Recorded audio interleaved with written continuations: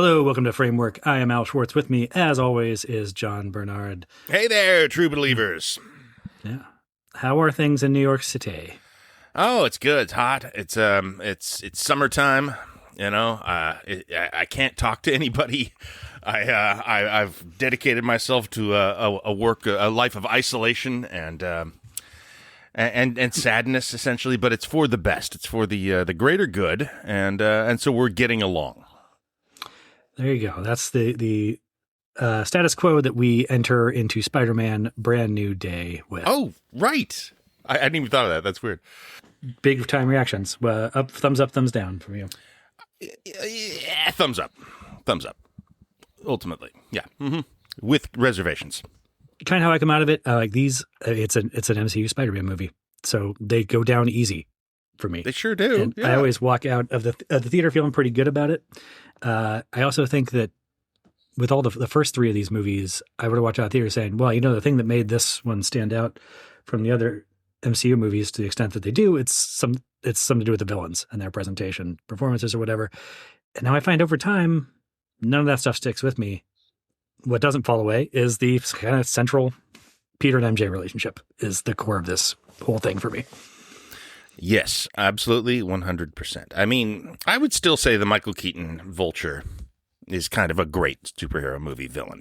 Well, great as a mid-tier villain. You know, he's not your arch nemesis. Yes, that's going to tie a trilogy to cap her off. And I think being able to adequately or correctly deploy that kind of villain is a really good thing for a Spider-Man movie to be able to do.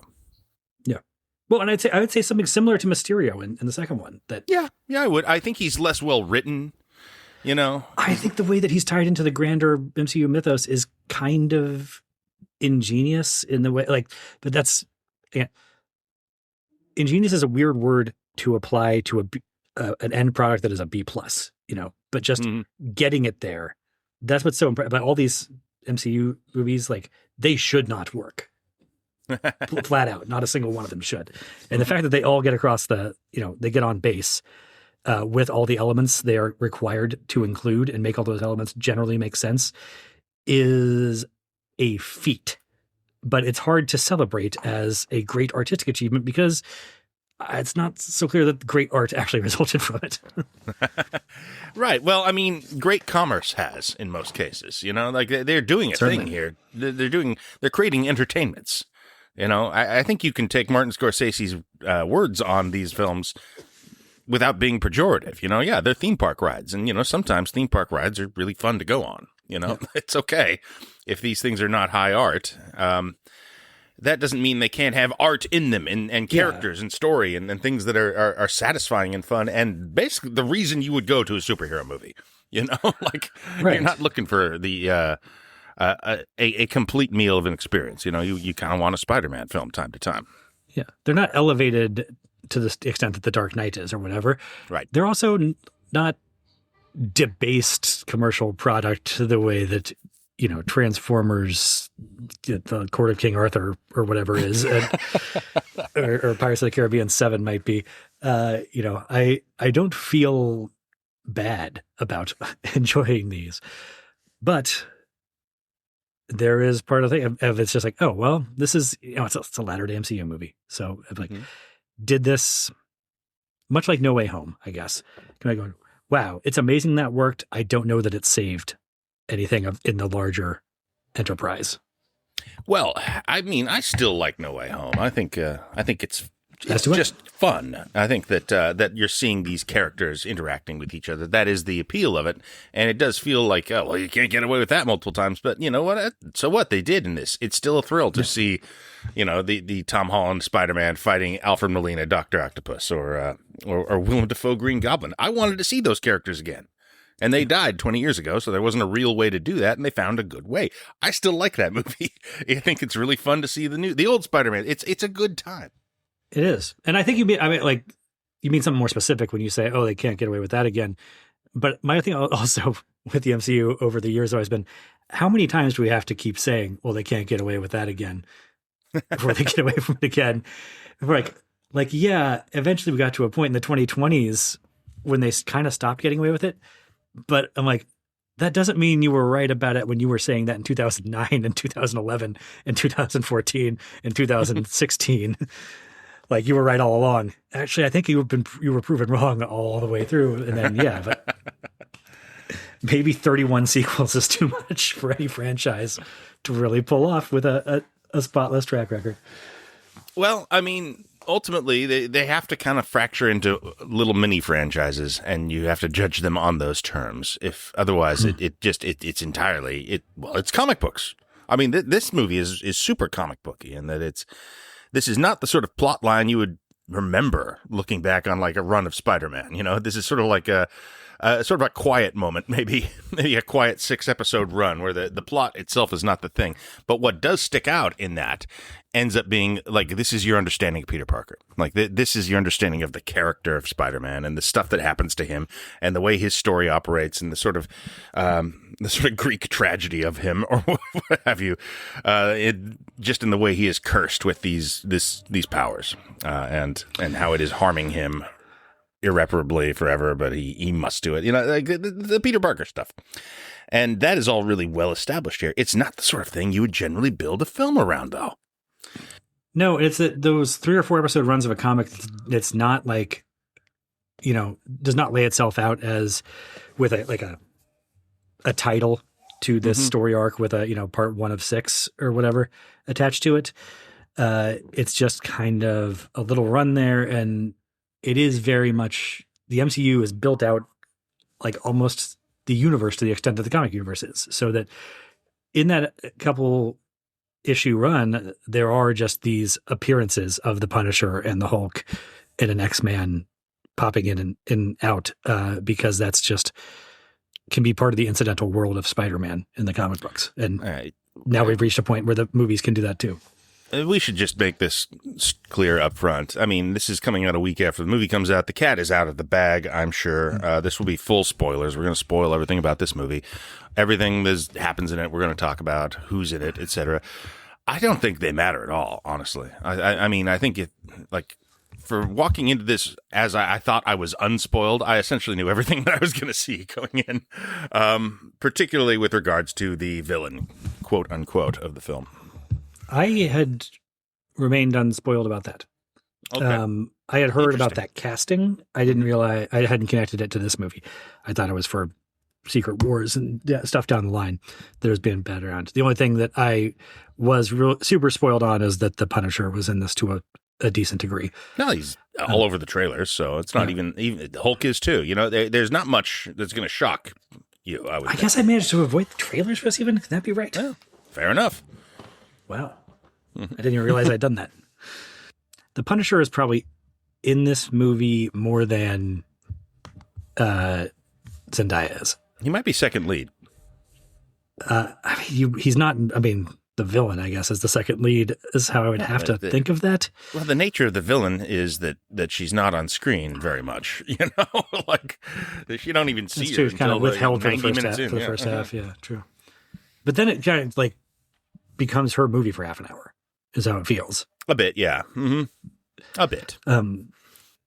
I also would not necessarily say that second lead or whatever that designation goes strictly according to minutes of screen time.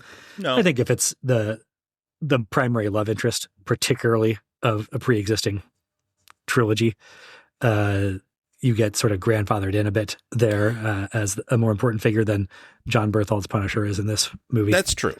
And I'm actually really impressed with the way that MJ is deployed in this film. It seemed like they had written themselves into a corner there, and I think they did a really good job with it. Here's the thing. I kind of agree with you that, yes, they kind of written themselves into a corner here. They found a way to live in that corner in an interesting way for this movie. Mm-hmm. But are they still in that corner at the end? I don't know. Is there a clean way out of this at all for that relationship? Well, it seems clear that Ned and MJ are going to continue in this franchise as well. So I'm assuming we're going to be back to some version of normal here, which they were able to find a way to slip back into surprisingly well. Like, I don't know how they deal with the romantic aspect of this going forward, but that is front and center. And, you know, you've got two actors who are married in real life playing the roles at this point. So, you know, lean into it, for God's sake. they have good chemistry.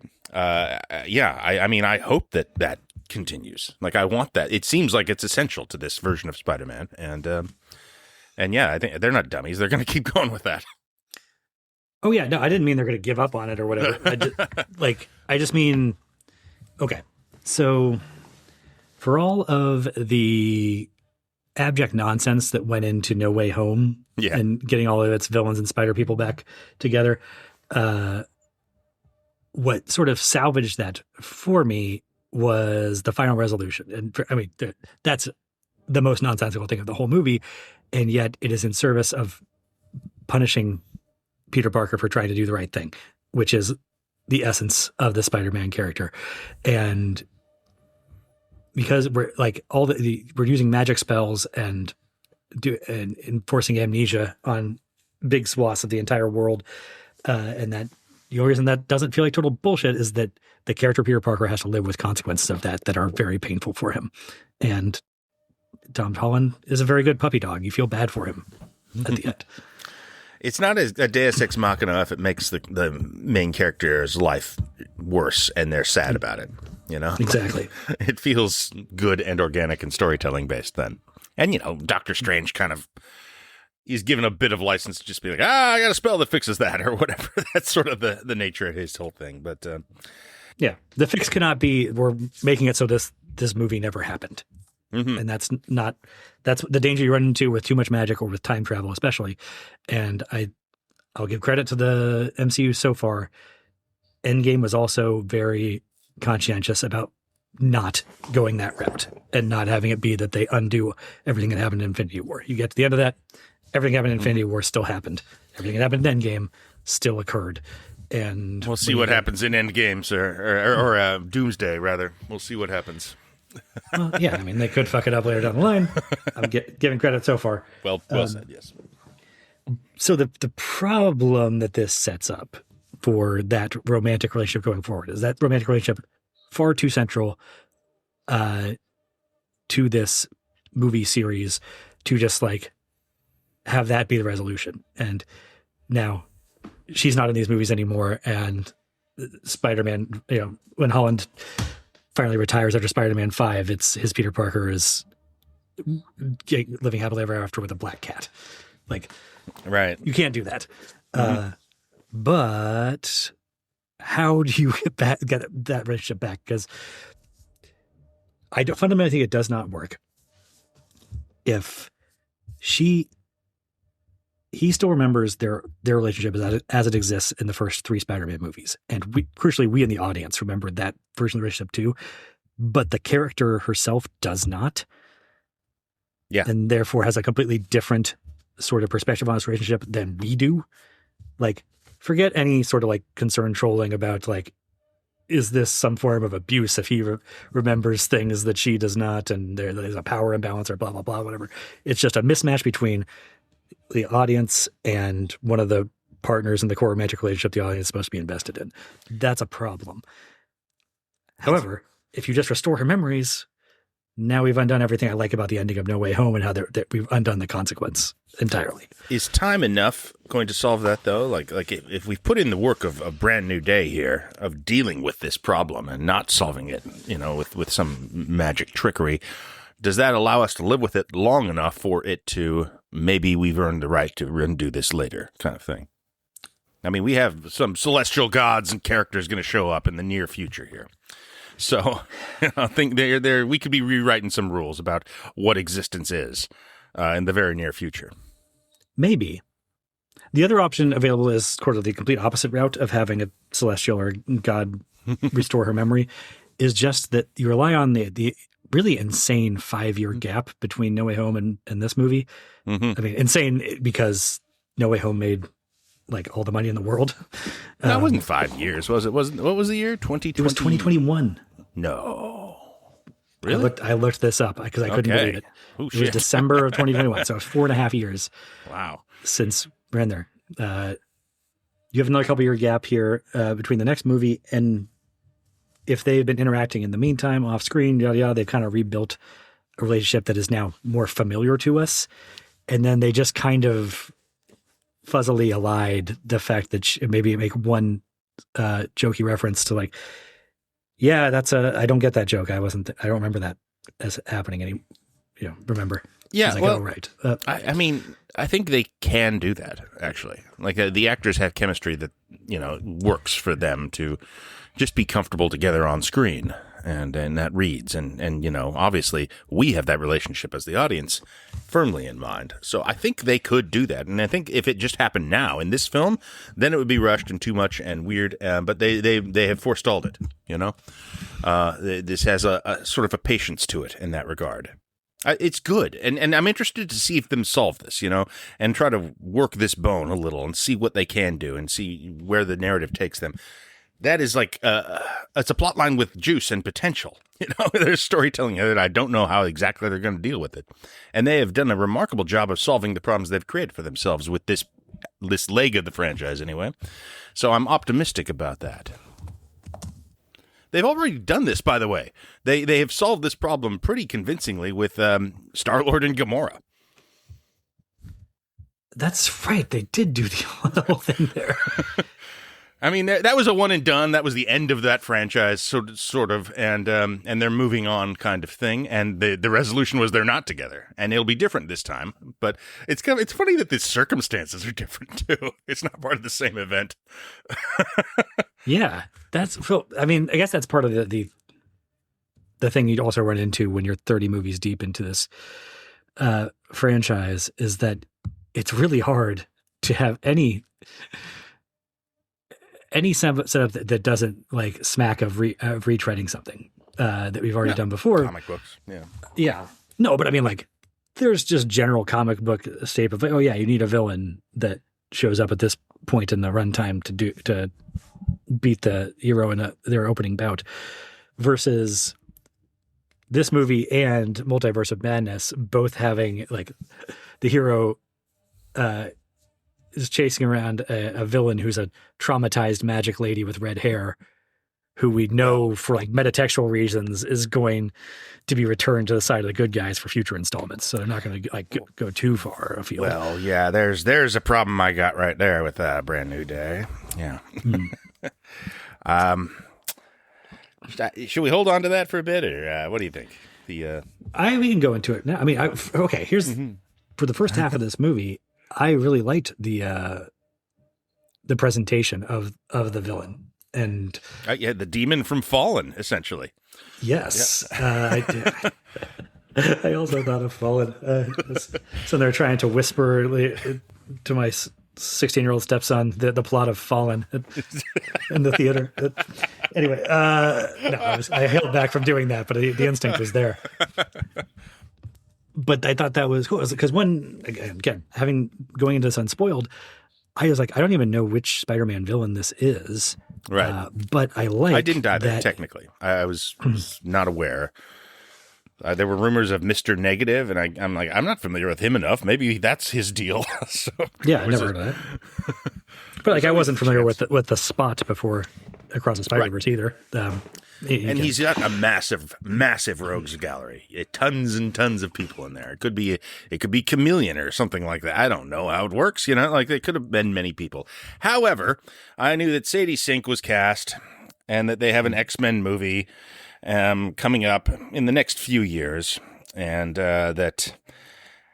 Then they showed the ad with the sort of the mental jumping around kind of thing, mental control thing. I was like, it kind of looks like Jean Grey's power set. And does it? Okay, see, because my mind didn't even go there, because at least when I was reading comics in the 90s or watching X-Men cartoons, bodily possession was not part of the X-Men's telepath power set. Doesn't it happen in the Bryan Singer, Patrick Stewart? Yes. Professor X does it. Yeah. Yes. I had not seen that in comic form until that movie. I mean, yeah. And then also in those movies, I guess, Jean Grey does do it at the end of X-Men 2, perhaps. Well, she does it to Xavier, so it could be going either way.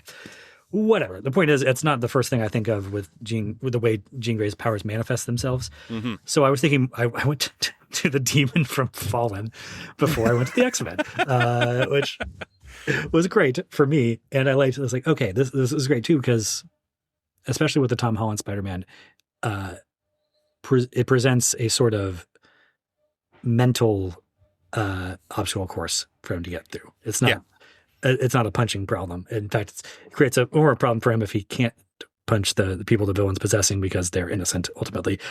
But also the villain has the opportunity to possess your Scorpions and Punishers and Hulks and makes Spider-Man fight them. And I'm like, that's a good thing to do here. Challenge the sort of the hero mentally as well as physically, particularly this hero. Yeah. Yeah, and I actually do agree that all that stuff is very cool and fun. But once we are confirmed that this is Jean Grey, that we're dealing with Jean Grey, the X-Men, who will indeed one day marry Scott Summers, Cyclops. We'll have a duplicate clone version of her. We don't know if they're the Goblin Queen, who will, is fated to become possessed by the Phoenix cosmic force, and et cetera, et cetera, et cetera. Once that information becomes apparent, then it's just like, oh well, she's not really the villain. It takes the wind out of those sails kind of immediately. Mm-hmm. It's also okay. How do you feel about Tremel Tillman? I think his name is in this.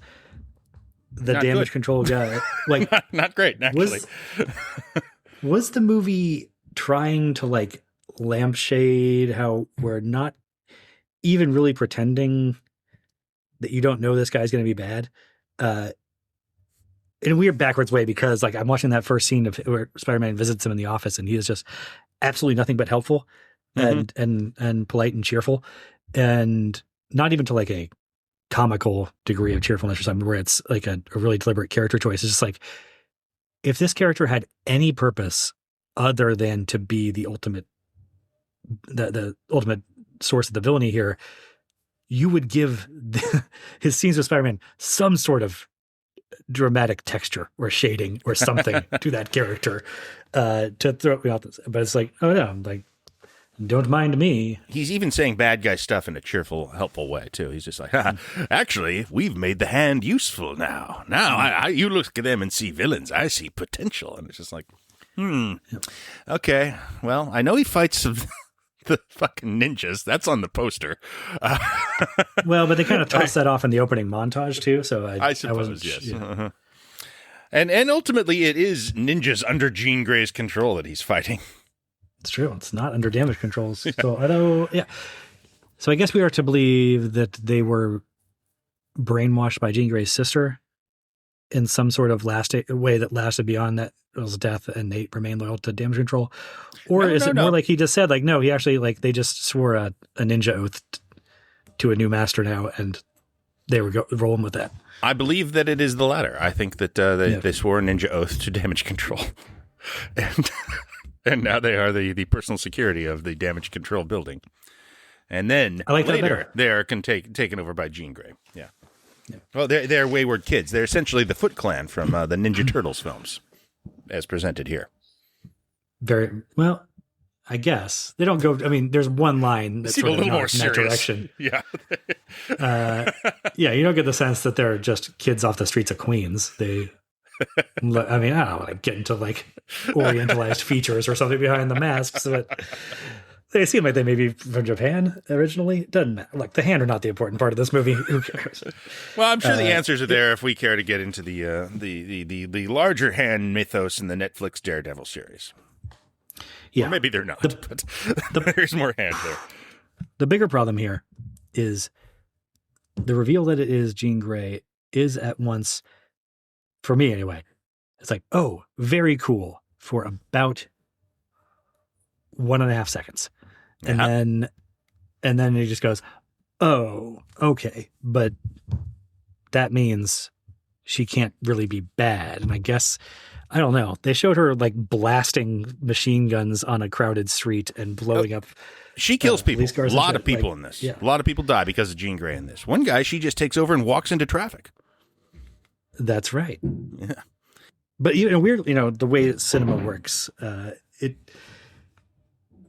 what she does, the sort of malice with which she is acting around the when she's taunting Spider-Man with MJ, both on the street and the rooftop, is like bad stuff. Feels more villainous than shooting up all the cops that are chasing her down the street. But well, I mean, I was kind of already being like, it's Jean Grey. So I was, well, we're just going to have to shrug this off ultimately. This is... Which we do. It's going to be fine in the end. We're going to get over this real fast, and we're not going to worry about it. And it is our hero, Jean Grey. And also, as you said, it really feels like, okay, well, we need a new Wanda Maximoff. We really want to have that character back now. And I guess we need a younger version of it. And knowing Jean Grey's story, I'm just like, well, shit, that's actually really similar to how they presented Wanda Maximoff already in this. So that was sort of deflating as well, is knowing that they're kind of just doing it again. There's like a younger version of an established character that they've somewhat written out. Now, maybe Wanda's coming back, but they've definitely got a younger Wanda now. I mean, hell, it's the same shit. They built her the off ramp. Yeah, if the numbers are right, I'm sure she will come back, but they don't need to at this point. But I think you're right that it's especially sort of the retreadingness of it is not helped by Multiverse of Madness also feeling like it's kind of a sequel to No Way Home. Mm-hmm. That's true. And then this is the more direct sequel to it, and they both have the exact same setup with their villainess, sort in air quotes. And it's just, I also think that Wanda, the Elizabeth Olsen performance was more interesting and kind of had more details here. Like, I wasn't really feeling Sadie Sink in this role, and I think that it's kind of like they didn't give Jean Grey much for us to latch onto. For the future installments. Like if we met Jean Grey next for the first time, it would not be fundamentally different. Now, that could be different later. There's a potential that she has this relationship with Spider-Man now that, that is different than any previous Jean Grey, and maybe that will come up in some fashion in the future. But short of that, I don't think that we know her or care about her any more than we did before this movie starts. My biggest concern as a comic dork is that they've set her power level too high out of the gate. Well, that wasn't that always kind of her thing, is that it was like she was incredibly gifted and didn't have a sort of a discipline to it because of, I don't know, there's so many versions of these characters, and that's probably true of about, I don't know, like half a dozen X-Men explicitly and kind of all of them implicitly. So I don't know what they're going to deal with there.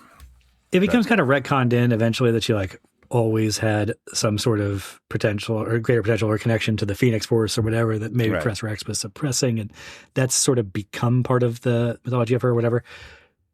But it's inherent in my conception of the character that she starts out as a lower level telepath that grows and grows to surpass even the Professor X's of the world to become the most powerful, and that's when she goes crazy and Darkseid or whatever. And this just seems like a prequel version of her in some ways that's also very far down the road to another Dark Phoenix saga, which we've already had a couple versions of that did not set the world on fire. Yep. 2 in films. I guess that's a problem for future films to deal with, really. Yeah. You can't ask him not to do the Dark Phoenix again, I guess. Maybe the Secret Wars stuff gives them enough other stuff to do for a couple years. Well, I suspect if they do Dark Phoenix, we're talking like 10 years from now, 12 years from now. That's down the road, simply because it's been touched so many times. But I mean, that is I'm conscious of the fact that we're writing a new character here who we're going to be seeing for a while and going to be putting into different contexts for, another decade or so, maybe longer. Who knows how these things go, So this is, I think, a problem with this movie. And it's the problem people always complain about, which is that it feels a little like a trailer for future movies when it comes to this character. And surely with the Spider-Man Rogue Gallery, there is somebody who would have fitted the needs of this story, much better, much more, and I don't know, maybe that specific power isn't exactly it, but there's definitely somebody who has the sort of metaphorical quality of this villain, which is the sort of the isolated outsider who, feels, disconnected from the world because of their powers. There's got to be some Spider-Man villains that fit that bill. I suppose so. I mean, Chameleon is the first one that came to mind because of the, he can be anyone kind of thing. Well, that's the first, when you see the old lady in the tank, that was my first thought And then they start doing the fallen body hopping thing. I'm like, okay, wait, that's not chameleons. Powers. Right. But I don't know. There's plenty of people it could be, I suppose. I mean, maybe if Jean Grey as a character popped for me, I'd be more forgiving of it. I'd be more excited about that as a thing. But of a movie where pretty much all the characters pretty much worked, except for me, Jean Grey, and I guess Travis Tillman wasn't, who's also part of that story. It didn't really work either. Yeah, another area where this movie has not helped is that it's got to be the fourth or fifth series or movie where the damage control has been revealed to be a villainous force later in the story. Right. Wait, do we not know about this by now? We've done this so many times. Certainly. Like we had the guy from Succession, whatever, has been in several of these now. And the other guy from Succession who works at the TVA, any sort of corporation, any sort of group is going to be, well, that's the thing. Now, at this point, it feels like, don't trust any organization in the MCU. They're all going to be corrupt from the inside. And I mean, you have to do that eventually, but I mean, you're also never beating the S.H.I.E.L.D. reveal. It's never going to be as good as it was that time. Yeah, and also the heroes have to look progressively stupider and stupider every time they fall for it after that. But yeah, I mean, but it's also, you're right. You can't not do it because the story where Spider-Man has the government on his side as a purely helpful force is not a better version of the story. All right. Well, okay, this is my big gripe with it. We've kind of, gotten into it now. Should we talk about some of the things that I really liked about it? This movie does some good stuff, some really good stuff here. I'm still wanting to tease this out about Jean Grey a little bit more because okay. I do think it pays into something that is good about Spider-Man and the Peter Parker character, which is his penchant for redeeming, or at least attempting to redeem, his villains. And so it's not necessarily a problem that that character ends up where they are. I guess my problem is that just it's the an inevitability, though. Projects yes, inevitability. Mm-hmm. And that makes it feel like less of an accomplishment. To get there even. They put in the work, though. I think all the writing for how we get there is good, at least with regards to how Spider-Man deals with it. Like his ability to turn the other cheek is second to none. And also just getting into his head and having the perfect Aunt May conversation for Jean Grey to hear, waiting for her inside. There's, narrative convenience to it, sure, but, whatever. We don't know. That's good use of, exactly. And that has good use of the franchise pieces that are in place and that people have a connection to, killing off Aunt May, I think, was a good thing for the last movie to have done. Yep. But being able to still fit an Aunt May scene in is good for the Spider-Man character. And very much. And I like even the move of how, even if we're really certain that he's going to succeed in bringing Jean Grey over to the light side, the way that they do surprise me by having him also able to kind of sort of briefly redeem Punisher in the same stroke. Early, get him to dabble in the light side for a day. And that is, not a stunning cinematic reveal, but it is surprise in a story in a studio product where surprises can be difficult to pull off. Bernthal's good in this, man. Bernthal. He is very good at calibrating this character between the R-rated Daredevil stuff and this more cartoony version that does still feel like the same guy, though. Yeah, the elasticity of this character is very impressive to me because it felt like they went all in on Dark Punisher, and that they're able to put him in this and have him be a comic foil and a goofy guy, and it does feel like the same character and not a betrayal. Or it's very impressive, and it's, I think, a really good use of Bernthal. He's really showing what he can do in this role, and I'm enjoying him very much. I'm enjoying him and Tom Holland having some big scenes together in this and the Odyssey, one after another. They're really fun together, and it's surprisingly similar dynamic, actually. We are doing two back-to-back new releases on our feed of summer blockbuster movies starring Tom Holland, John Bernthal, and Zendaya. Yep. Yeah. It's very weird. Odd. But they're all pretty good in both these movies, I would say. They are. I mean, yeah. I don't know. Yeah. Well, Tom Holland, in the Odyssey is not as good as he is here. But. No, Holland was okay in the Odyssey. Like, he wasn't a problem. I wasn't like coming out of that singing Holland's praises. Holland is great in this movie. It's also kind of an impossible role because if you come out of the Odyssey saying the best part of that movie was Telemachus, yeah, then the movie fucked up. Yeah. But here he is Spider-Man. He is Peter Parker. That's what I for me, this is the platonic ideal of a Peter Parker Spider-Man. Really, he nails this, and that means that you kind of weigh him down with all of this franchise bullshit, and he just, he's making a Fred Astaire movies next, and he's got kind of a dancer's grace when it comes to just bearing all that stuff in a way that feels very light-footed. I could see that, yeah. I like that he seems like an adult, finally. Like, he's always going to be boyish. And yes. that's good for Spider-Man, but, he seems like an adult now, finally, and it's good. It's kind of an interesting place for him to be, and an interesting place for them to write this character going forward. Like, yeah. But beyond that, this is the best, like, Spider-Man Peter Parker as a character film since Spider-Man 2, right? Gotta be. I rewatched No Way Home kind of recently. I haven't watched the other ones, so Homecoming is the only one I think would have a chance at being, in the conversation there.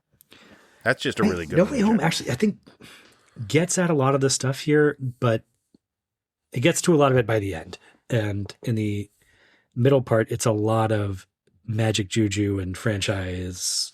You also got the direct contrast with Maguire and Garfield right next to him, which puts you in sort of a mind of Peter Parker's and how they're the same and different, and that sort of thing. There's something to be made there, but I would say, yeah, ultimately too much magic and too many Spider-Men to really be a microscopic character detail kind of thing in the way that this sort of is. And this he is living in the misery of being Spider-Man the entire movie, which is the core of the character. I think what he's doing is really hard. And he makes it look easy, so he's not going to get the credit necessarily. But to completely very much manifest the mantle of this character and what this character means to people for 100 years or whatever now, and and just kind of pull it off effortlessly and just be that guy so completely. He is, he's done the transference and now fully is Spider-Man, I believe, in a way that is rare. We're talking like Christopher Reeve as Superman kind of stuff now. I think he's unquestionably, with the release of this film, unquestionably the best actor to play this in live action. I think so. I thought that almost from the beginning. And you're right that he's never going to win an Oscar for this portrayal. But the proof of just how undeniable he is in this role, I would say, is that he was also cast in this role at sort of like the height of woke 1.0 and stuff, when I guarantee there was 8,000 takes typed up and ready to hit enter about how it's such a miss to put a white guy in this role. And it was really the moment for Marvel to make the pivot to a Miles Morales or whatever, or even just a Spider-Man who is Filipino or whatever. And everybody's kind of sad, like saw him and was like, yeah, but that is Peter Parker. Okay. Like, well, like, I don't know. I'm not saying we don't think that stuff anymore, but we gotta kind of give you this one. You really got to give him credit to getting cast in this role as a white guy. Well done, Tom Holland. That's not easy. I mean, come on. No, I'm just. I would say that the silence on that front, I think, is impressive to the performance there, and how much he embodies the character in a way, like more so than Christian Bale embodies Bruce Wayne to me. Right? I agree. Like you can do a lot of different versions of him. There's never been a Batman that is so completely definitively Batman and / Bruce Wayne as there has been as Tom Holland is Spider-Man. And that's true of most superheroes. That's why I have to go back to Christopher Reeve. I guess Tony Stark would be one. That you could say. Yeah, he nailed that one. There's probably that's also more, he got to be more of a blank slate there, yes, and just be himself because people didn't have a pre-existing conception of Tony Stark. If you were not, you, I, or certain specific members of the Wu-Tang Clan might have, but yeah, exactly. So it's higher level of difficulty with Spider-Man for sure. And No Way Home really brought it home to me, and like putting him in up there. So Tobey Maguire got to define Peter Parker for a lot of moviegoers. Yeah, and he would have had my vote up until this film. I think is my favorite Peter Parker. Yeah, well, I think No Way Home even put that in perspective for me. Of like, there's something about that. Like, I think the Tom Holland movies, even before they combined them in No Way Home, had started to taken a lot of the shine off the Tobey Maguire portrayal to me.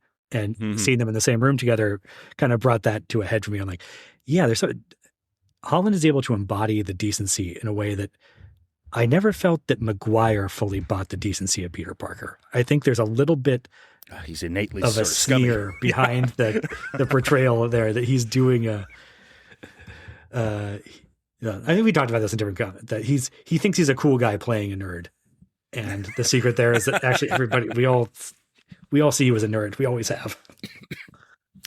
Yeah, maybe. I don't know. But the fact that he is still the nerd, I mean, I think that is kind of fun. Is that despite what he may believe, what the actor may believe, he is embodying a nerd incredibly well. And that's what makes the Spider-Man 3 cool Peter stuff work so well for me. Is that in retrospect, yes, that's really fun. But Raimi knows how to use him in a good way, I would say. And yeah, again, like I'm bringing this up in the service of praising how good Tom Holland is in this film and how much he's kind of eclipsed that performance in the long haul. Well, I mean, yeah, this is the perfect Spider-Man essentially, and I don't think they're going to do better at any point in my lifetime, anyway. No, I think they should. I mean, they should certainly retire the Peter Parker character after this. They can pivot directly into a Miles Morales from here, I'd say, right. Or whoever it might be, Spider-Gwen or whatever. Although I have my own little old man quibbles with them having removed one of the only deaths that ever stuck in comics. Well, it hasn't happened in the MCU yet. No. Well, there's no Gwen Stacy, I guess. I mean, after No Way Home, I guess she's sort of tangentially in one of the multiverse, blah, blah, blah, blah, blah. Sure. It's all connected now. I do think that Tom Holland is going to play this character another 15 years, though. I think he's going to be putting on the suit for, well into my old age, I would think. I imagine, and they're not going to let him stop this for a while. Yeah, well, we'll see about that. Let's flip it around the casting thing a bit, because they may have gone old school white boy Peter Parker when they cast this, but they completely revamped the MJ character from what I grew up in the comics, which was this redhead supermodel bombshell that ultimately was eventually sort of Peter's prize for putting up with Spider-Man misery for enough decades of comics that I was a little curious once they cast Sadie Sink. I was like, is she going to be MJ? Or is she going to be Mary Jane Watson? Right. That was interesting to me for a second. But they did this other thing. They went they went the opposite way with Zendaya, not in terms of skin tone, but just in terms of the personality is 180 degrees from the comic book version of MJ. And I suppose that should bother me as a purist, but it does not. I think they work so well together. Obviously, they have real life affection for each other, and seeing as they're married now, and to me, ultimately, that is the wildly successful thing about this. That I am so invested in the soap opera romantic relationship between those, because I buy that they're throughout all of the Doctor Strange juju bullshit and all the franchise crap that's layered on top of this, and just level after level of it. When those two are in the scene together, I get that. Oh yeah, these two people love each other. It comes through. Yeah. Yeah, it's really good. And it's exciting, too, because they are not following schematics from a comic book with this relationship. Right. We haven't seen versions of this pairing, play out before. It's not Mary Jane Watson. It's not Kristen Dunst. And, it's not the backstory that we have associated with them. It's entirely new. And, Right. there's similarities and name things and, like that, but they can literally do anything they want with it. They can take it wherever it feels organically it should go, which is what they've done. And it has worked. It has absolutely worked. And I think you can throw Ned in there too. I think Ned is a very, very welcome part of this relationship thing. And I like that he's kept in there as sort of, yes, a third wheel, but, they have chemistry with him as well. That Lord of the Rings bit, man, I was so delighted by that. I think that actor's a little annoying sometimes. And yet I buy that Peter Parker's friend would be a little annoying. And I just like that. Yeah, it's not, they gave him a best friend that is not Harry Osborn. Because that had been done, maybe not perfectly in the Raimi trilogy, but extensively. Yes. And that was not something that needed to be redone right away. It is interesting to me how much of the known Spider-Man canon they are not touching because the other films have kind of done it. Like, no Gwen Stacy and Captain Stacy. We're not really using those villains. We're using the exact versions of them in a sort of a complicated, interesting way. We're getting Willem Dafoe and Alfred Molina coming back. The fact that we're just not redoing all the stuff shows an admirable restraint and creativity, I think, on the part of the people running the Spider-Man movies. Yeah, and a confidence to say, we can work with Vulture. We can work with Mysterio. We can make a movie out of this. It'll be fine. We don't need to do our own Green Goblin right away or whatever. Because I think they are really confident in their Spider-Man. And in the romantic pairing too. So fine, you have this romantic relationship that works. I don't understand why you had to name her MJ just to nod to the comics when there's nothing about this character that matches what the character is in the comics. Like, I mean, really pointedly, like in the comics, Mary Jane is a social butterfly that gets along with everybody and yada yada. And the movie version, or it's based around that she doesn't like anybody besides Peter and Ned. But I think that all comes off well because it's a good use of sort of Zendaya's inherent persona, which I heard some people talking on another podcast.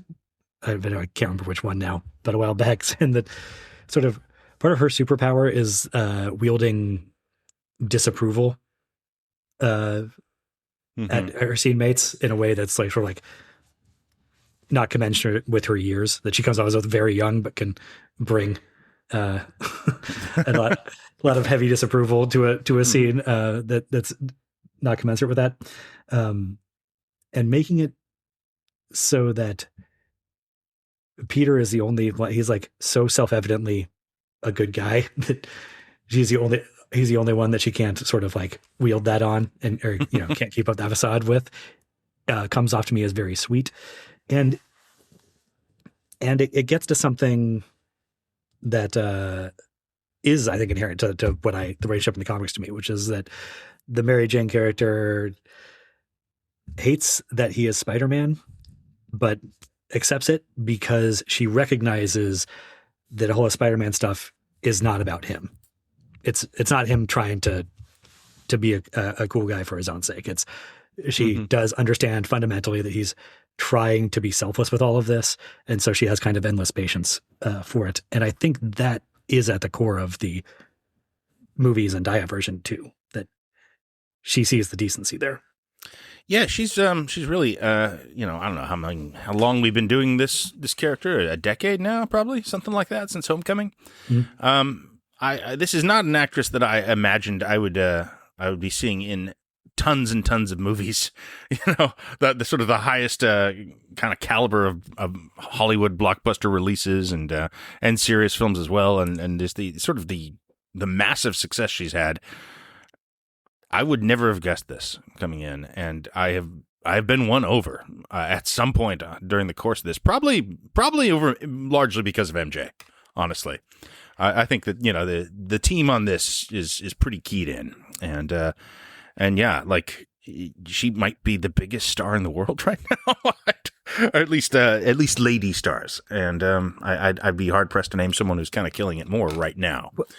Well, and doing the whole gamut from sort of HBO prestige lead to superhero love interest to Dune and the Odyssey and the drama, giant she was in the drama, and the drama and Challengers, sort of indie indie challenging fare or whatever. Just kind of doing everything.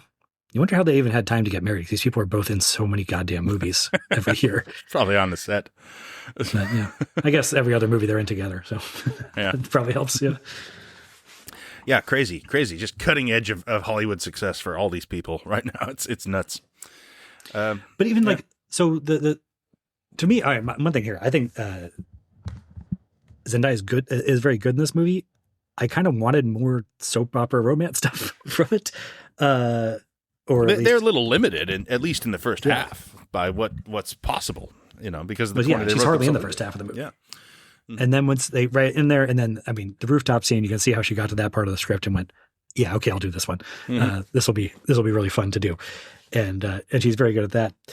But the scene on Punisher's, warboat, his divorced dad houseboat, where they're just talking to each other through the screen, and it's just sort of, that is so effective in you really need that single scene to make any of this work, to show that these characters still have chemistry together, kind of that is undeniable and that they unavoidable, even if he tries to avoid it. And I think that comes through because they're a real couple. That does, you just get the sense that, Zendaya's whole vibe is that she does not suffer fools gladly, except that she really likes this guy.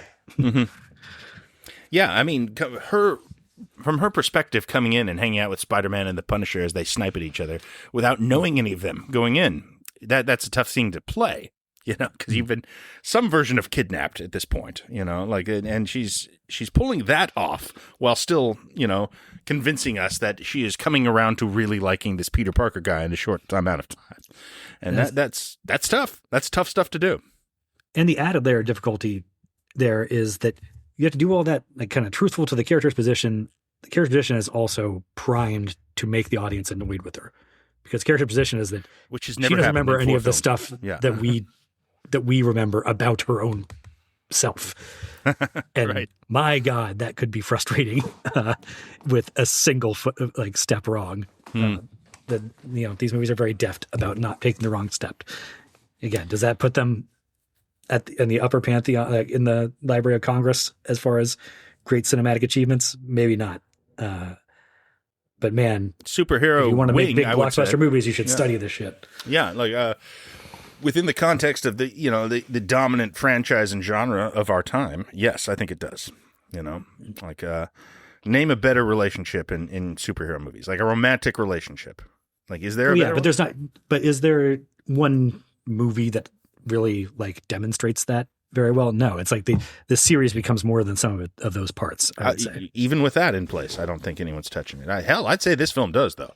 I would say that the work done in this film is as good as it gets with regards to that, with the superhero romance. I don't know what comes close. Even is there a comparable one? I mean, do we got to go back to Reeve and Margot? Doesn't have to base every interaction around magical amnesia, I guess would be my question. Sure, but you're going to get that. It's a little more grounded in human experience. Name it then. No, is there a better one? No, I don't know. I don't know that it's not Bruce Wayne and Rachel. It's not. No, and I don't know that Christopher Reeve and Margot Kidder really sold me as the couple there exactly. But no, not really. They're fun, but. Now I'm actually thinking into that, and I don't think so. What is the great superhero romance of our time? I think we're talking about it right now, man. I think this is it. Yeah. Well, I mean, would it be Tobey Maguire and Kristen Dunst's version of it? No, this one's better. And maybe because it's more complicated and has more magic shit going on. I mean, the McGuire and Dunst have these sort of two really iconic moments of the upside down kiss and then the ending of Spider-Man 2. Yeah, good stuff. But the whole series, in terms of that romance, I think is a little less than the sum of those parts. Like those moments stand out in popular culture memory. Yeah. But it's weird. I guess they dated in real life too. But I come out of the Raimi trilogy with a feeling that Kristen Dunst didn't really like Tobey Maguire. Maybe that's just feeling I'm projecting because I go like, I don't know about this guy really. Yeah, it could be. But no, I wouldn't dream of putting that relationship up against this one. I guess I would say that this one kind of smokes it, which is surprising, I guess, because that is the iconic pairing. But oh man, I can't think of anything. I guess maybe somebody could make an argument for Captain America and what's her ass? Haley Atwell. Haley Atwell. Well, I don't even remember Agent Carter. Peggy Carter. Carter. That's it. Well, there's too not many remembering Carters. her name probably isn't a good argument for that one. But yeah, I mean, this is even in comics, this is one of the big relationships. If you indeed accept MJ as the Mary Jane character. Yeah. Which really, that's my point. It really isn't. Right. So I could see if you're like, I don't know why you just name the scroll Denise or whatever, and it's fine. You don't need to tie it to that. But there is something at that core there that works for me. And okay, you know what? That's what this movie has. I mean, the thing about this is, like, I come out of this film thinking, like, I liked so many of this stuff is just excellent top shelf stuff. Really great Spider-Man stuff. The Holland and Zendaya performances and the action scenes, which we haven't even talked about yet, are exceptional. And I really like all the guest appearances. I think they're really well integrated. I think the stuff with the Punisher is great. With Hulk is great. With Yelena, the Red Black Widow, those scenes are great. I even like his relationship with the police detective that he works with is a lot of fun. Yeah, and his Commissioner Gordon figure is fine. Yeah. This Jean Grey thing at the center of it is just sort of like a whiff for me. And that's frustrating because what this is, the only thing that is holding this back from being like the perfect Spider-Man movie for me is that there's this sort of gaping hole at the villain spot, which is fairly important for Spider-Man, I think. I don't know. I think that it works on paper, at least. It does everything it needs to, except maybe it's just the whole government agency fire starter setup of we're going to kidnap this person so we can scan their mind and weaponize them is just so familiar that there's not a lot of juice there, even when you add the brainwash ninjas to the mix. And I do think that having him, forgive and redeem the villain is something very inherently Spider-Man. So that's not necessarily a problem, except that from the moment of the reveal that it has to go there, and therefore it doesn't feel like as big of a deal to get there. Even with that, throwing in the thing of him literally taking the bullet for her is something, a beat I didn't see coming, and something that kind of works. I think for me, what's really missing there is just like some beat of, I'm okay with Peter ultimately forgiving her, but some recrimination from his part, just a note of, by the way, what you did with, possessing my girlfriend and using her to psychosexually taunt me and then throwing her off a roof was really fucked up. But I'm going to but we're going to move past it. Yeah. He says in the moment, but that before he realizes that, once he realizes, oh, she's kind of a victim too, he's just like completely past that. And I think somewhere in the climax, he needs to be like, bring that up one more time about like, no, you've done some really fucked up stuff, and yet we are going to move past this and not just killed people and killed many people. I was wrong all along, and I should apologize to you.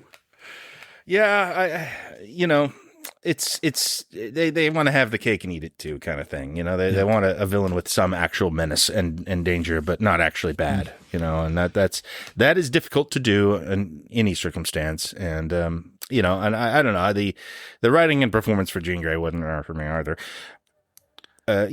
Sorry. I think performance is pretty good, but yeah, it's just it's like it's the difference between it's not bad. Him forgiving her Yeah. for having wronged him is a powerful moment. Imagine like there's nothing to forgive makes the act of forgiveness less meaningful to begin with, and also.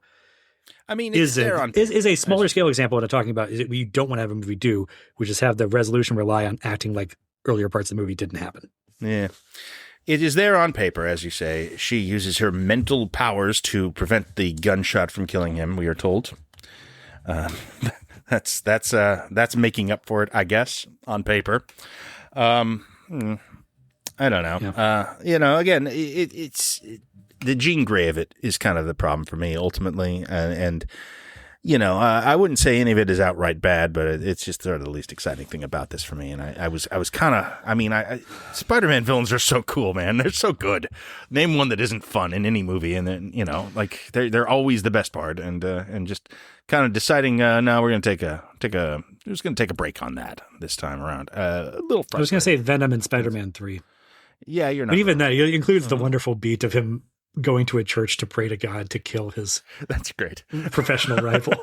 I actually don't mind Venom in that film. I think he's okay. I like Topher Grace, and I like that he is conceived of as an evil version of Peter Parker. I think that's all. Yeah, that's great. That's not the problem with Spider-Man 3. And I think Raimi's having fun with the concept of praying to the Christian God to murder your enemy. That's a good scene. Yeah, it's fun a little bit, but it's also quite dumb at parts. So anyway, that's not the point. Okay, maybe this kind of ties back to the Jean Grey of it all too, but I think there are shades within this movie of when we've talked about specifically the Thor series before, has this habit of spending the first 10 minutes of every entry hastily undoing whatever intriguing new status quo the previous installment had ended on. Yes. And Brand New Day does not do that in plot terms because it sticks with the magical amnesia reset of all the established relationships all the way through the movie, right? But it's more that the end of No Way Home set up a more, the street level Spider-Man that people talk about that could have potentially solo adventures where Scorpion is the sole villain he's fighting. This kind of pivots him right back into broader MCU crossover territory where we're going to have substantial parts for the Punisher and the Hulk and the Black Widow, and it's going to become Jean Grey's movie for a time,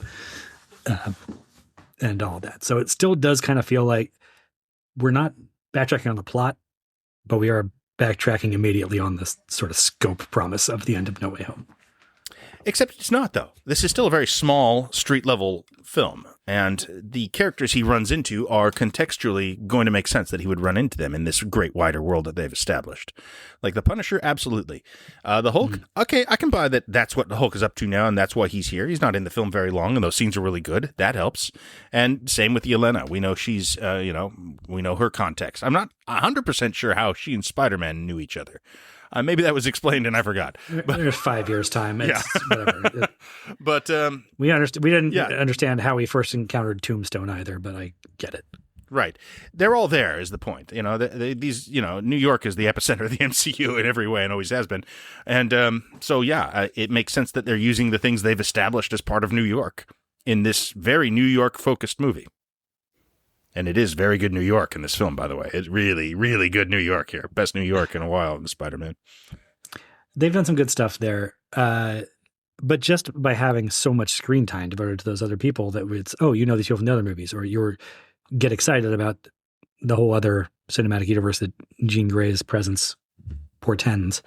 That does take the scope away and not from the screen time away from, Mary Jane and her name's not Mary Jane in this, MJ and Ned, for as central as they are to like the core emotional arc of this thing, they're not on screen that much. And I kind of would have liked a little more. But the point of it is that he is isolated and away from them for the first half, is that they are not in his life. And he is sad about that, is sort of the crux of what's going on then. I don't know. I think with the lack of a proper Spider-Man villain here for him to face off against, and no scenes from her point of view until late in the film. I think that opens up some room for these things to be there and play out organically, and frankly, just it's fun to see these actors in these roles because they're all good. Like Bernthal, Ruffalo, and Florence Pugh are all they've become some of the best people in this series, at least as it stands now. And time spent with them is welcome for me, at least, or at least if it's handled this well. Like they all have good scenes here. Oh yeah, no, I thought actually the use of Banner and Hulk in this, I thought was kind of perfect. Yes, I buy it that's somebody that has felt shuffled around according to franchise needs a lot of the time, and but I'm like, I completely buy that this is where he landed, and it makes sense why Peter would go to him specifically in that moment for the needs he had in this plot and all that. So that was very well done. The Yelena stuff, I don't know. It was a little too cute about like kind of nudging me in the ribs about obviously she shot all her scenes in one day in one location here, and we're going to kind of hang a lampshade on that. Did we need her around at all? Does she actually provide any important plot information? Probably not. And then we've talked to death Jean Grey already. I just think, it's good that he's miserable and pining at the beginning of this movie.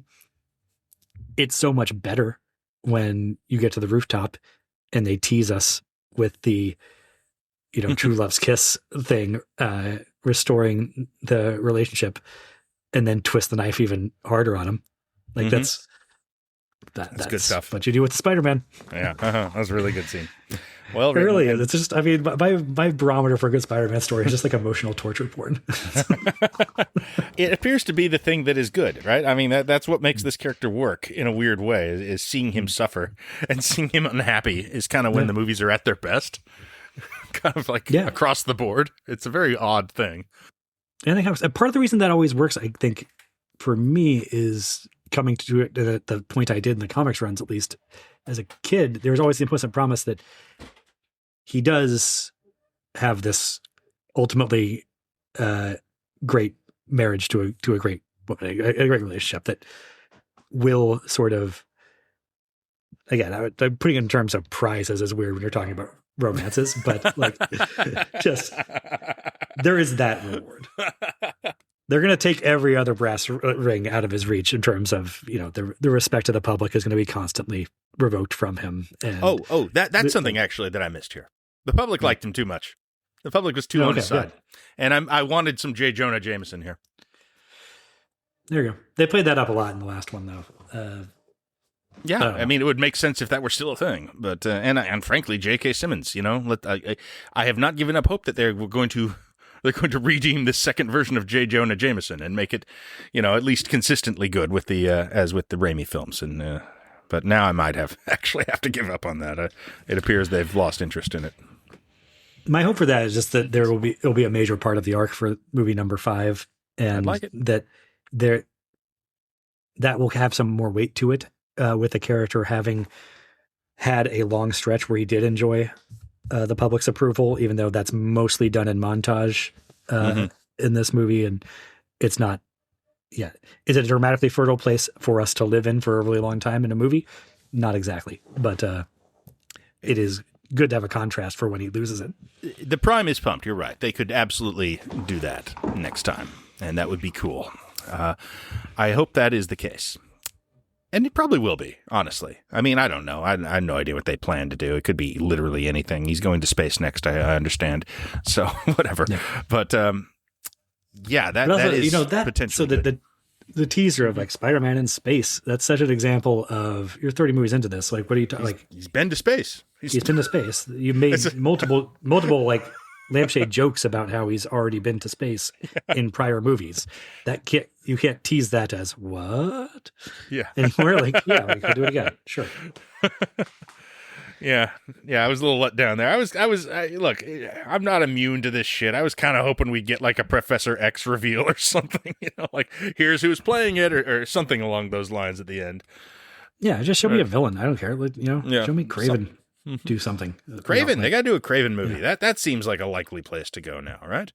Or no, they don't. They kind of fucked everything up by making those weird Sony movies, I guess. Oh, that's right. They made a Craven movie. and a Morbius movie. Oh, we live in a very dumb time, lad. Okay. Okay. The one other thing I wanted to ask you about. Mm-hmm. I think, or I was kind of mixed on this. You mentioned you like the action of this a lot. Yeah, I did. And I don't know if any of these, I'm like, oh, that's a really great action sequence. You know, when you got the Hulk and the Punisher and Jean Grey mind control people all in the mix, like that's fun superhero stuff. Yeah. It's like, do the effects or the choreography have to be the best ever in the world? Not exactly, because you have really distinct personalities and power sets bouncing off each other in ways that are interesting. And I think this is a good looking film, though. I think this is a very good looking film. Well shot, well lit, things like that. There's good shots of action throughout. There's the big wide shots of them doing stuff that doesn't look entirely CGI. I even like little grace notes like the ninja star passing by his face in slow motion, shit like that. I think this is one of the better looking movies of the entire thing. Honestly, the way it has been visualized by this guy, Destin Daniel Cretton, appears to be one of their good ones. I would say. I feel like this movie, more than any other Spider-Man I've seen, put time and effort into web swinging. Yeah, as a sequence, and big time, and that put a fine point in me. Like, you know what? One of the reasons I love Spider-Man so much, he's just got the best powers.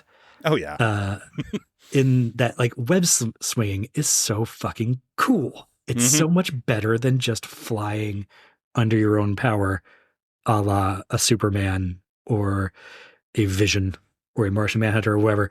Like, the fact that momentum and gravity and physics are still a part of everything just makes every movement more interesting. And that's sort of cool. Like, what makes the way Iron Man flies cooler than the way Superman flies too, is that, yeah, you know, he has to constantly be exerting force to keep himself aloft. And there's balancing it properly. We have no understanding intuitively of how Superman flies. Like, we can't. Like, there's no like visceral understanding of like a motor that is operating. He's just like, so he just sort of like goes. You know, like there's no relatable part to that. Iron Man and Spider-Man both have that, especially Spider-Man. Yeah, especially Spider-Man, and being able. I mean, you know, his power set is a little bit of, you know, everything. Right, but. So he's stronger and he's faster and he's more agile. But he's not as strong as Superman. He's not infinitely strong like the Hulk or whatever. He's not infinitely fast like Quicksilver. We can stop time or whatever. So we can just do stuff that looks really fucking cool all the time. And then he can go stand on the ceiling to do some of it. And that lets us flip the camera over for a minute. And that's fun for a minute. And then the character has so much fun using his webs, incorporating his webs into his fighting style, and constantly yanking things around and back and forth. And they were doing shit in this I've never seen in a Spider-Man movie, and you know, like 10 Spider-Man movies deep or whatever. That is impressive. Yeah. So my hesitancy on it is, I think I like the time and the effort they put into swinging around the city on webs. It's a little too much green screen and just CGI for that. What are you gonna do, man? I don't know, some drone shots.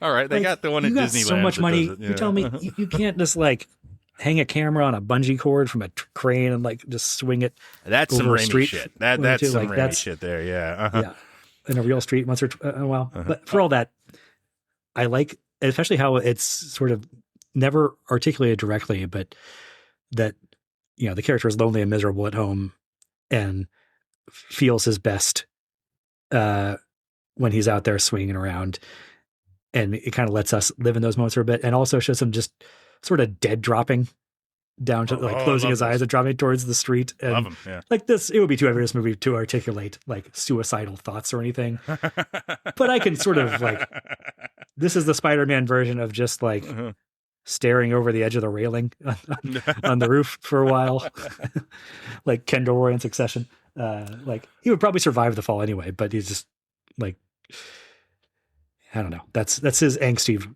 spider version of it. One of my favorite moments of the film actually is after MJ tells him on Punisher's boat that she does not love him and asks for a ride home. Yeah, and just sort of the dejected thwipping through the city. He's just like, you know, just really kind of like irritable and cranky web slinging across the city. That's fun. That's a neat visual joke. One of the better laughs in the film for me. Yeah, I like that too.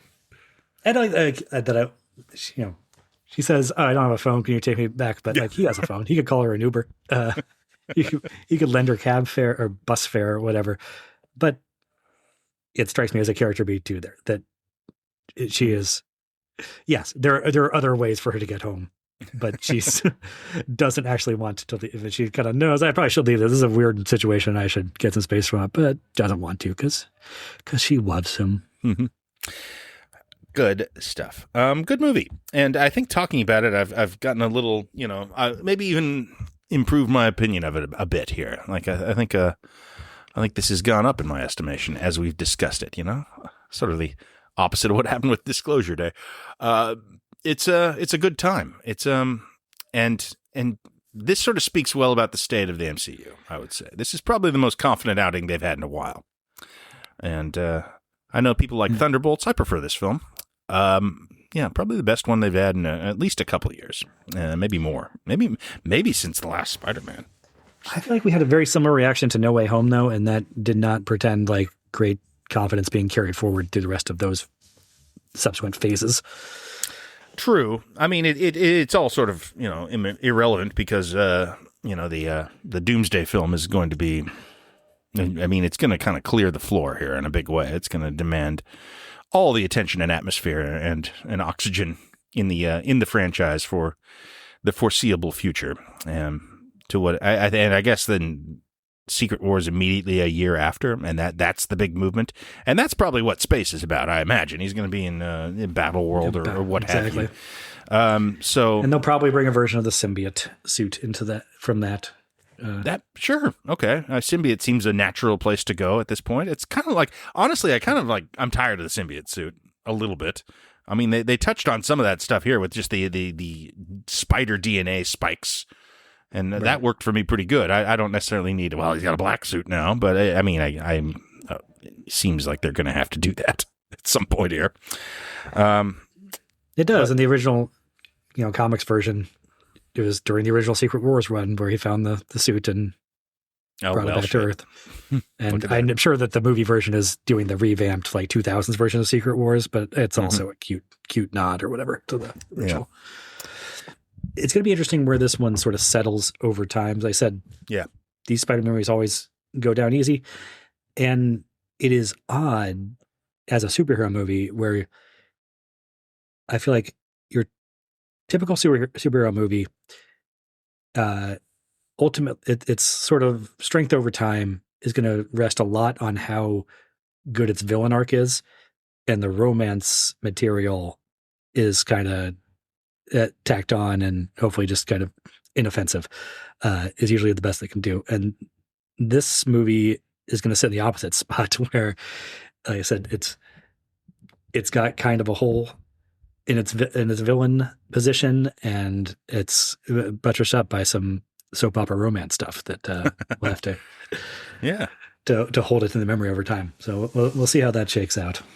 I mean, I would say that I think that ultimately this film's maybe legacy, I don't know if that's going to, what this does for the franchise as a whole is it really emphasizes the importance of that central romance and also just how much we kind of care about these characters. Like this is now, I think, this is the best use of Peter Parker, since Spider-Man 2, I would say. And that only benefits them. Like you could see that this character kind of getting written out after where we were, we could move on to a Miles Morales or what have you, or something, or just do less interesting things with him. And now it almost feels like we're at the most interesting place that this character's been.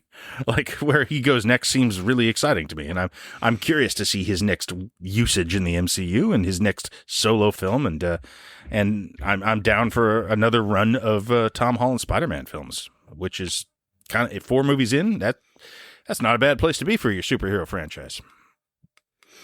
Yeah, I guess I was never off the I'll take more Holland superhero movies, but it is an interesting full circle sort of thing for the MCU, which is the existence of the MCU was made possible by the wild success of the Raimi Spider-Man trilogies, sort of kicking down the doors of the superhero boom. Mhm. And then part of the great success story of the MCU is that they built this world-conquering juggernaut without their, the queen on the chessboard of the Marvel, the crown jewel of Marvel is Spider-Man. They did it all with the B team. Or X-Men, yeah. Oh yeah, and X-Men also. And flash forward 18 or 20 years, and now it's sort of like all on Spider-Man to carry, like he is once again the crown jewel, and then the load-bearing piece of this thing going forward. Yeah.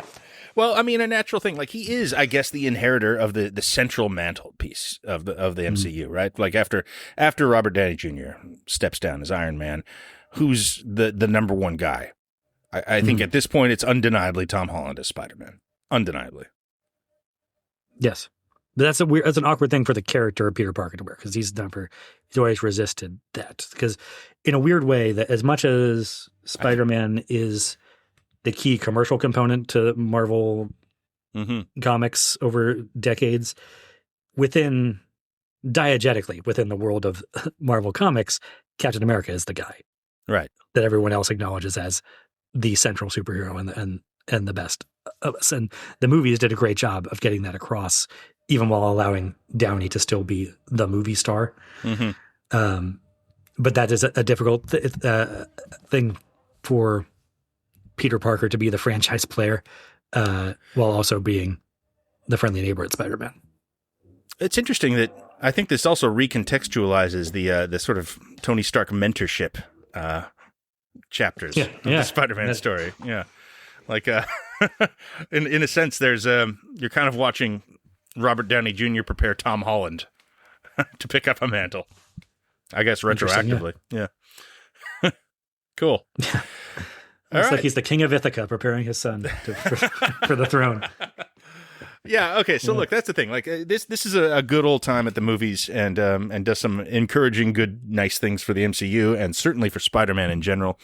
I wouldn't say this is supplanting The Odyssey as my film of the summer or anything. I think that's the kind of extraordinary one, but I was pleased. I'm happy with this, and had a good time. I went to a midnight showing on opening night in Times Square.